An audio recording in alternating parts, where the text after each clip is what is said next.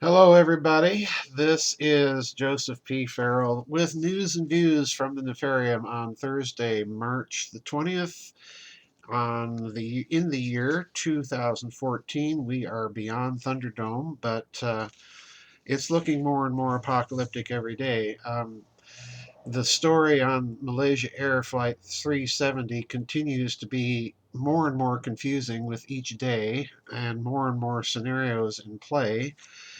And in that respect, many of you have asked me to comment publicly. I've already done so a little bit on the Byte Show. I'm doing a video today for the members area on the website with my web developer, Daniel Degree. We're going to be talking in more depth about that. So for the members out there, stay tuned, and we'll try and get that up in the next few days. Work on the new book continues to progress quite nicely. I've had some major interruptions this week, so I haven't been able to get to it like I had intended. But I will let everybody know when I get that book done and when it's at the printer. All right. I was going to comment on some more news about gold, but then I received a couple of articles from some friends in Germany.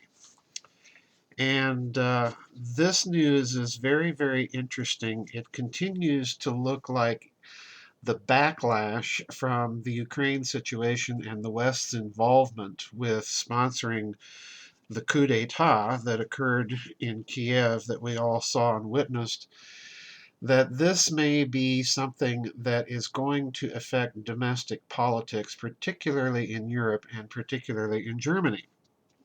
I have in front of me an article, a very short article, that's entitled "The Germans Refuse to Play Ball," and that I'm going to follow up with an article that appeared in Russia Today, recording a debate that apparently was held between Chancellor Merkel and the leader of the opposition, Gregor Gysi. All right, so let me talk first of all about this little article entitled "The Germans Refuse to Play Ball." And I want to read three paragraphs from this because I think you're going to see how significant this is once you hear what's going on. The German newspaper Der Tagesspiegel, the Daily Mirror, launched an online survey on March 6th, asking its readers in faulty German of how the West should react with regard to Russia's incursions into the Ukraine. What follows were the different answers from which the readers could choose. Choice number 1. Russia's exclusion from the G8 summit should be considered. 2. The conflict can only be solved diplomatically, and the G8 summit is important in this respect. Choice 3. Western censure is hypocritical since Russia defends legitimate interests. And number 4. If the escalation continues, a military intervention by NATO forces should not be excluded. By 4 o'clock in the afternoon, remember this is March 6th, 9,420 readers had answered the survey, and what they had to say filled the prostitutes from the Tagesspiegel with sheer horror. Because only a puny 4%, and we know who those are, favored a military intervention by NATO forces, whereas a staggering 78% believed that Western hacks like Kerry or Merkel were mere hypocrites and that Russia defended indeed its legitimate interests. So what happened? At 4 o'clock and 5 minutes, the survey was abruptly taken off the internet and never seen again, which clearly indicates that the propaganda lies of our hostile elite and their once invincible media outlets are losing ground. And which, as you will agree, is a ray of hope in the murky western skies, particularly since the once so totally indoctrinated and docile Germans are seemingly waking up, unquote. Now, let me comment on that last comment because I have many friends in Germany, and I can tell you that of all the of all the populations in the world, they're probably the least indoctrinated in terms of the West, and they are very sensitive to any sort of move that would appear to be friendly to, supportive of, much less sponsoring covert operations that include far-right radicals. Which brings us to the Russia Today article. And this is really interesting, folks, because I can't even qualify what is going on here strongly enough. But I want to read what Russia Today says, or rather how it's quoting one of the leaders of the opposition parties in Germany, a fellow by the name of Gregor Gysi. The last name is spelled Gysi. And Russia Today says this, quote, Gregor Gysi, a parliamentary head of the largest lower house opposition party in Germany, the Left Party, has spoken out on Thursday against the German chancellor's unquestioning support of the coup-appointed Ukrainian government. Quote, they formed a new government immediately recognized by President Obama, by the EU, and the German government as well. Ms. Merkel, the vice prime minister, the defense minister, minister of agriculture, environment minister, and the attorney general, they are fascists, he said. He's referring, of course, now to the new leadership in Kiev. In other words, Gysi is pointing out, and this is very significant, folks. This is a major political leader who's pointing out the fact that some elements of the opposition that staged the coup in the Ukraine are indeed connected to lingering elements from World War II that can only be qualified as fascist or neo-Nazi. And that's quite true. I'm not saying that there aren't legitimate or weren't legitimate opposition in the Ukraine, but some of that opposition, particularly the opposition that is involved with the West in that coup, does have those ties. This is a major politician saying this, folks. Bear that in mind because it's going to form part of my short analysis here. Let me continue with the RT article very briefly.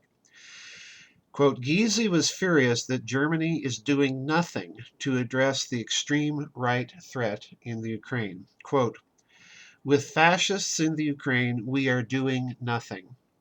Svoboda Party has tight contacts with NPD and other Nazi parties in Europe. The leader of this party, Oleg Tyagnybok, has recalled that literally, unquote. The left's leader went on to quote from Tyagnybok, where he publicly urged people in the Ukraine to, quote, grab the guns, fight the Russian pigs, the Germans, the Jew pigs, and others, unquote.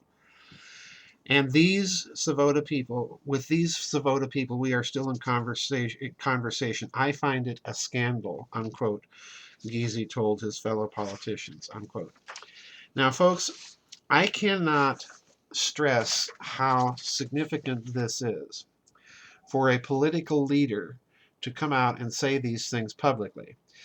And that in conjunction with the Germans' overwhelming response to that survey in Der Tagesspiegel means in effect that what we're seeing is policy formulated by a very, very few without any reference to the will of the people they supposedly represent.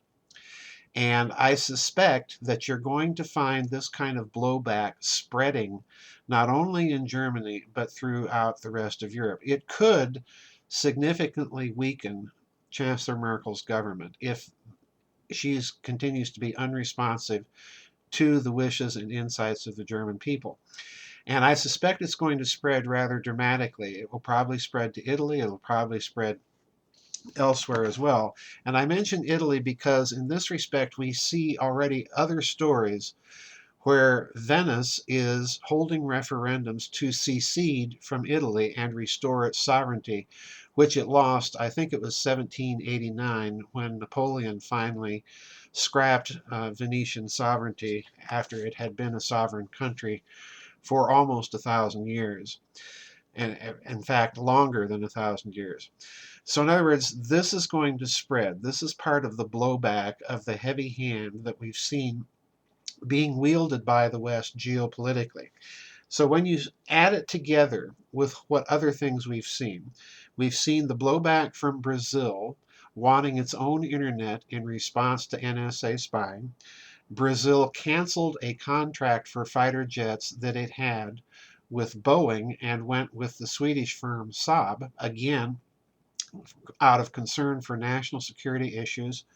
We've seen Germany and France stating that, pardon me, they want, pardon me, that they want their own U.S. free internet. So this blowback is coming together rather dramatically, rather fast, and now it's spilling over into the political arena, and it's jeopardizing the political strength of the current governments in Europe, and particularly in Germany, which, as everybody is aware, is the leading European country and economy. So this is going to increase, folks. And I don't think that we're going to see much wiggle room, at least as far as domestic politics is concerned. It's driving home the fact that an elite is in charge that is not representative of the people or their will in terms of foreign policy issues. This is going, in my opinion, folks, in the long haul, this is going to dramatically influence German foreign policy. And it may not show up overnight. As I say, this is for the long haul. It's going to dramatically influence German foreign policy if this kind of heavy handedness from the United States continues. And where Germany goes, the EU goes, and it could fracture the EU over the long haul, and it could lead to an EU that is significantly less dependent on the United States, on Washington, D.C. So watch the story very carefully. Watch Europe very carefully.